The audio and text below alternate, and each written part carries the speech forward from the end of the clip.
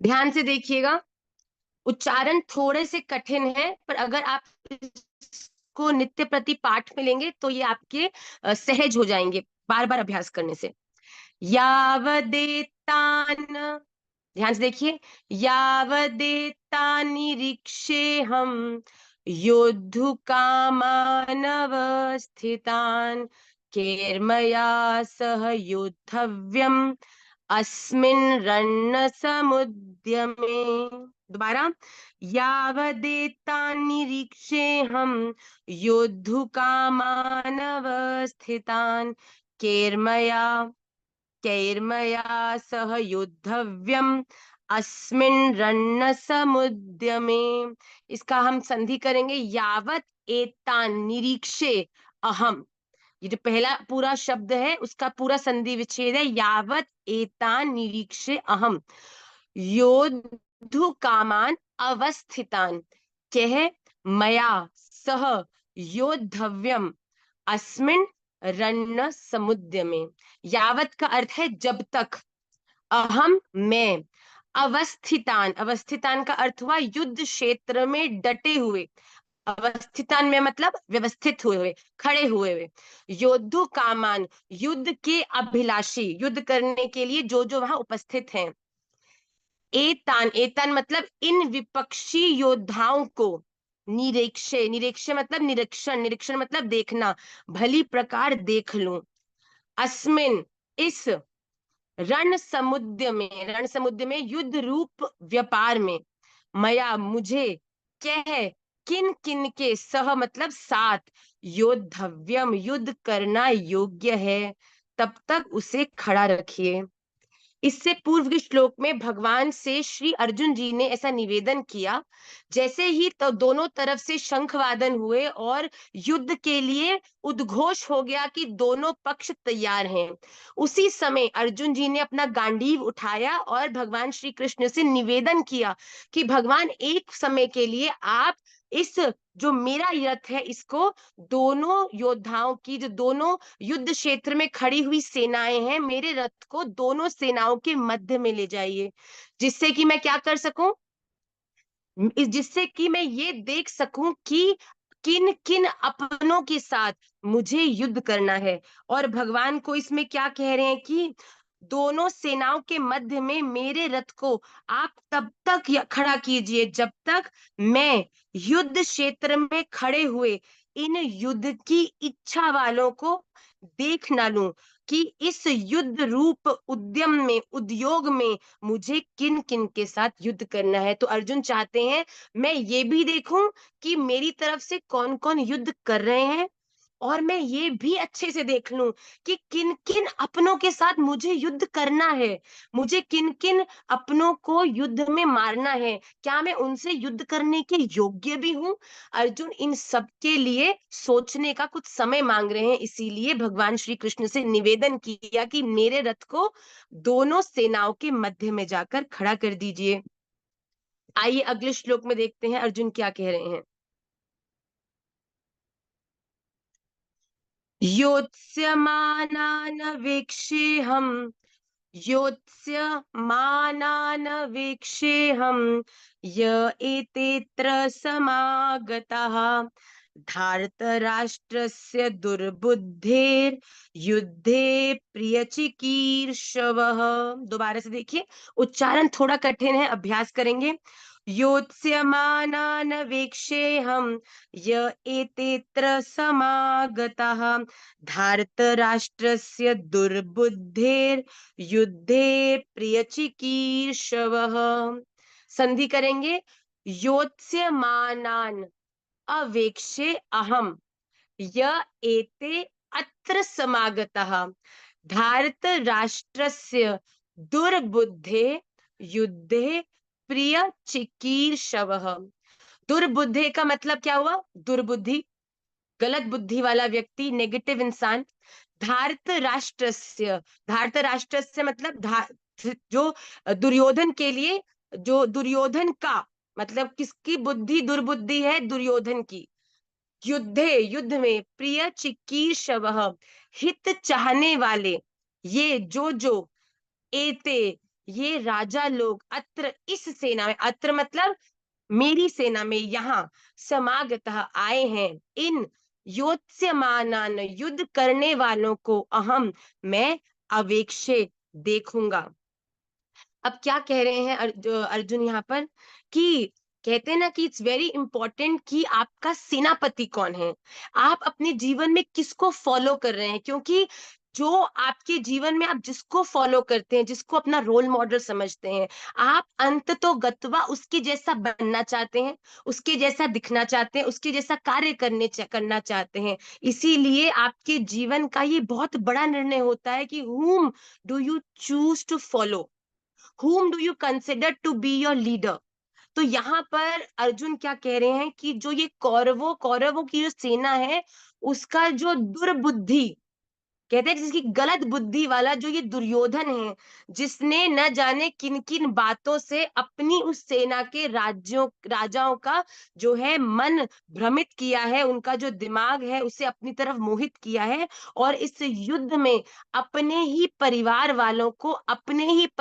वालों के साथ युद्ध करने के लिए तैयार कर दिया है। तो कह रहे हैं अर्जुन की मैं उन सब राजाओं को देखना चाहता हूं जो इस मंद बुद्धि दुर्योधन की बात में आकर युद्ध करने के लिए हमारे सामने उपस्थित हो चुके हैं। आइए देखते हैं इसके बाद संजय क्या बोलते हैं।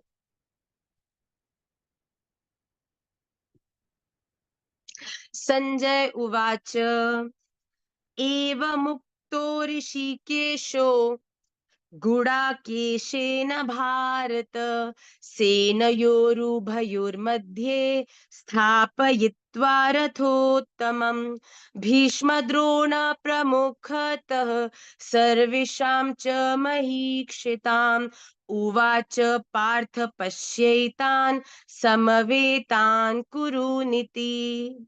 एव मुक्तो ऋषिकेशो गुडाकेशेन भारत सेनयोरुभयोर्मध्ये स्थापयित्वा रथोत्तमम् भीष्मद्रोण प्रमुखतः सर्वेषां च महीक्षिताम् उवाच पार्थ पश्यैतान् समवेतान् कुरुनिति। एवं उक्तः ऋषिकेशः गुडाकेशेन भारतः सेनयोः उभयोः मध्ये स्थापयित्वा रथोत्तमम् भीष्मद्रोण प्रमुखतः सर्वेषां च महीक्षिताम् उवाच पार्थ पश्य एतान् समवेतान् कुरून् इति। संजय क्या कहते हैं, भारत किसको कहते हैं, हे धृतराष्ट्र, धृतराष्ट्र को भारत कह के संबोधन करते हैं संजय। गुड़ाकेशेन, गुड़ाकेशेन अर्जुन के द्वारा, एवं इस प्रकार, उक्तः, उक्तः मतलब उवाच, कहे हुए, ऋषिकेश महाराज श्री कृष्णचंद्र ने, उभय हो दोनों, सेनयो सेनाओं के, मध्य बीच में, भीष्म द्रोण प्रमुखतः भीष्म और द्रोणाचार्य के सामने, च तथा सर्वेशाम संपूर्ण महीक्षिताम राजाओं के सामने, रथोत्तम उत्तम रथ को, स्थापयित्वा खड़ा करके, इति इस प्रकार, उवाच कहा, उवाच मतलब बोलना, कि पार्थ, हे मतलब पार्थ किसको कह रहे हैं, अर्जुन को, हे पार्थ, समवेतान जुटे हुए, समवेतान एतान इन, कुरून कौरवों की, पश्य कौरवों को, पश्य देखो, पश्य मतलब दृष्टवा देखो। तो जब अर्जुन के द्वारा इस प्रकार से निवेदन किया गया भगवान श्री कृष्ण से, तो भगवान श्री कृष्ण ने तत्क्षण क्या किया, कि जो उत्तम रथ था जिसमें भगवान श्री कृष्ण और अर्जुन और छत पर झंडे के पास हनुमान जी विराजमान थे, उस रथ को ले जाकर दोनों सेनाओं के मध्य में खड़ा कर दिया। और जैसे ही ये उन्होंने रथ को खड़ा किया, उसी समय भगवान श्री कृष्ण ने अर्जुन से ये श्रेष्ठ शब्द कहे।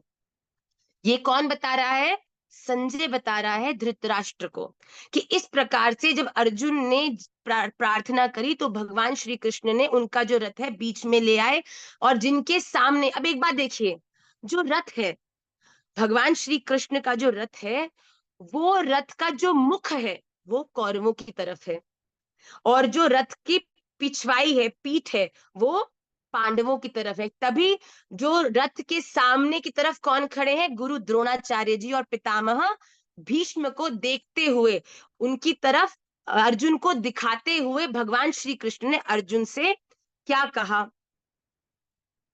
अगले श्लोक में क्या कह रहे हैं संजय?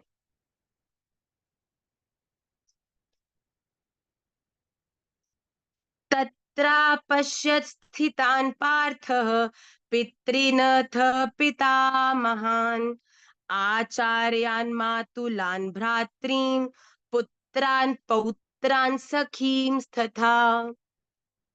इससे जो अगला लाइन है उसको हम अगली कक्षा में लेंगे। आज हम केवल इसी श्लोक तक करेंगे, 26वें श्लोक तक, 16वें श्लोक तक।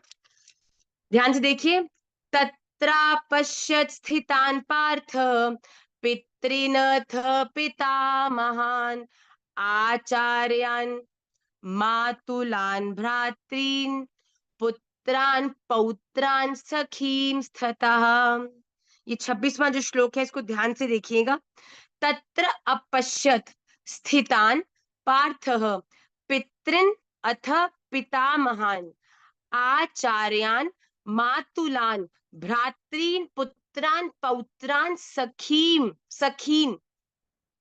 इसमें क्या कह रहे हैं? अथ मतलब इसके बाद, पार्थः पृथा पुत्र अर्जुन ने, तत्र उन, उभयोः दोनों, एव ही सेनयोः सेनाओं में, स्थितान स्थित खड़े हुए, पितृन ताऊ चाचाओं को, पितामहान दादों परदादों को, आचार्यान गुरुओं को, मातुलान मामाओं को, भ्रातरीन भाइयों को, पुत्रान पुत्रों को, पौत्रान पौत्रों को, तथा और सखीम मित्रों को। अगले श्लोक को हम अगली कक्षा में लेंगे। तो क्या कह रहे हैं इस श्लोक में कि जब इस प्रकार से जब इस प्रकार से अर्जुन ने निवेदन किया और भगवान श्री कृष्ण ने उनका जो रथ है दोनों सेनाओं को के बीच में खड़ा करके कौरवों की ओर मुख करके अपने उस रथ को खड़ा किया, उस समय अर्जुन ने क्या देखा? ये कौन बता रहे हैं? संजय बता रहे हैं धृतराष्ट्र को, कि अर्जुन ने उसके बाद उन दोनों ही सेनाओं में खड़े हुए युद्ध के लिए तत्पर सभी सगे संबंधियों का दर्शन किया। किन किन को देखा? उसमें खड़े हुए पिताओं को देखा, पितामहों को देखा, आचार्यों को देखा, मामाओं को देखा, भाइयों को देखा, पुत्रों को देखा, पौत्रों को देखा, तथा अपने मित्रों को भी देखा।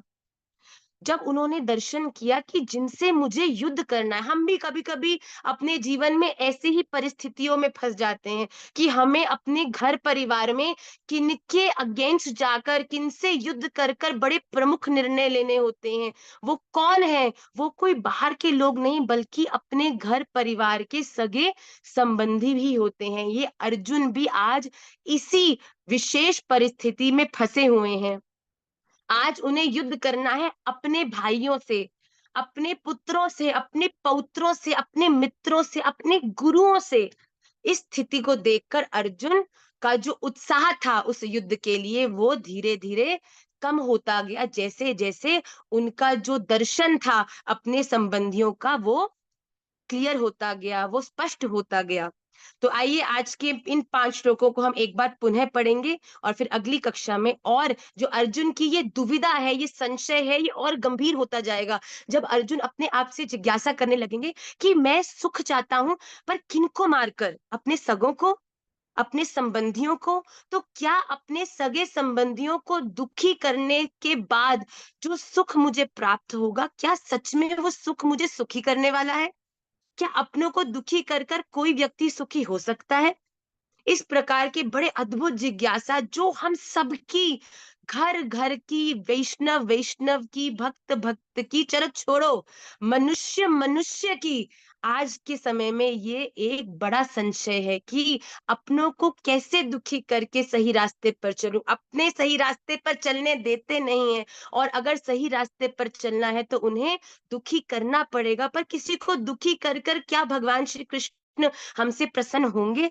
So it's a very vicious and a very complicated situation. But भगवान श्री कृष्ण ऐसी बड़ी दृढ़ कॉम्प्लिकेशन से अपने प्यारों को ऐसे निकाल लेते हैं जैसे गैया अपने ही खुर से बनाए हुए गड्ढे को बड़ी सहजता से पार कर जाती है। तो भगवान क्या कहेंगे वो हम अगले इन श्लोकों को जब पढ़ेंगे उसमें सुनेंगे। आइए जल्दी से हम 5 श्लोकों का उच्चारण करते हैं। केर्म यावदेतान्निरीक्षे हम योद्धुक मानवस्थितान् कैर्मया सह योद्धव्यम् अस्मिन् रणसमुद्यमे योत्स्यमानान् वीक्षेऽहं य एतेऽत्र समागताः धार्तराष्ट्रस्य दुर्बुद्धेर्युद्धे प्रियचिकीर्षवः। संजय उवाच एवमुक्तो ऋषिकेशो गुडाकेशेन भारत सेनयोरुभयोर्मध्ये स्थापयित्वा रथोत्तमम् भीष्मद्रोण प्रमुखतः सर्वेषां च महीक्षिताम् उवाच पार्थ पश्येतान् समवेतान् कुरुनिति तत्रापश्यत् स्थितान् पार्थः पितॄनथ पितामहान् आचार्यान् मातुलान् भ्रातॄन् पुत्रान् पौत्रान् सखीं तथा। श्री राधा रमण लाल की जय। मेरा पुनः पुनः पुनः आप सबसे ऐसा निवेदन है कि आप सभी लोग कृपया करके भगवत गीता के प्रथम अध्याय का जितना हो चुका है, केवल अभी हम 26वें श्लोक तक पहुंचे हैं, ज्यादा नहीं हुआ है। Please read these shlokas. Reading every day will take only 15 minutes in your entire day. आप रात्रि में सोने से पहले, आप कभी भी पूरे दिन में एक बार ये 15 मिनट इसके उच्चारण के अभ्यास को देंगे ही देंगे, क्योंकि इसी से ही आपका उच्चारण स्पष्ट होगा। जब उच्चारण स्पष्ट होगा तो इसका भाव जो है तो वो ही आपके हृदय में स्पष्ट होगा। जब उच्चारण ही गलत होगा, उच्चारण गलत से भाव भी गलत होगा, और फिर जो संपूर्ण उसका जो महत्व है वो भी आप उसको समझने में चूक जाएंगे। तो हम